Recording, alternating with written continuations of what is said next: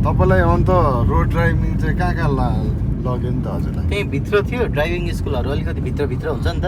हजुर। अनि त्यो मेन चोकसम्म अलिकति लाने अनि त्यो पनि अल्छी गरी लाने के पुरै बोरिङ छ त्यहाँ गर्ने टाइपको। अनि डर देखिने बढी देखाउने अलि होपलेस भइहाल्ने के त्यति चलाएर त रोडमा पक्कै पनि गाडी चलाउन सकिँदैन, हाइवेमा त चलाउनै सकेन। अहिले तपाईँले लानुभयो नि त।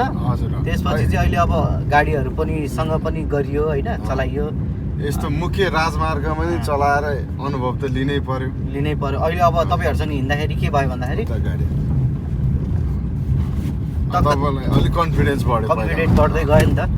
अनि त्यसपछि चाहिँ अहिले चाहिँ अब जस्तो बाटोमा पनि चलाउँछु भन्ने चाहिँ लागिरहेछ कि। अब त्यहाँ चाहिँ कस्तो भन्दाखेरि अलिकति चलाउने अनि त्यतिले त त्यो उनी नहुने कि अब त्यहीँ पर लाने अनि त्यही आधी घन्टा त्यहीँको रोडमा चलाउने एक्सपिरियन्स बढेन। खाने हुन्न नि त यस्तो ट्रकसँग कसरी चलाउने, ट्रकहरूले ओभरटेक गर्दाखेरि के गरी बस्ने भन्ने कुराहरू। भनेपछि तपाईँलाई यस्तो मेन रोडमा अहिलेसम्म सिकाएन ट्रक चाहिँ होइन हेर्नु।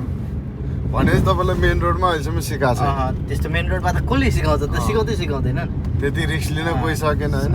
त्यसरी अब जाम नभन्दा नि अलिकति कलङ्की ड्राइभिङबाट चाहिँ तपाईँहरूलाई यसरी हाइवेमा नि सर अहिले हामी कहाँ जाँदैछौँ रे?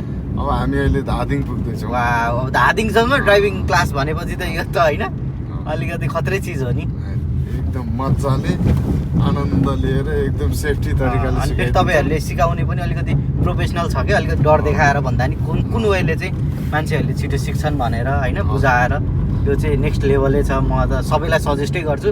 अन्त सिकेर पनि रोड क्लासको लागि यहीँ आउनु पर्ने रहेछ, बरु सिधै यहीँ आउनुहोस् होइन। लाइसेन्सहरूमा सपोर्ट गर्नुहुन्छ होइन तपाईँहरूले।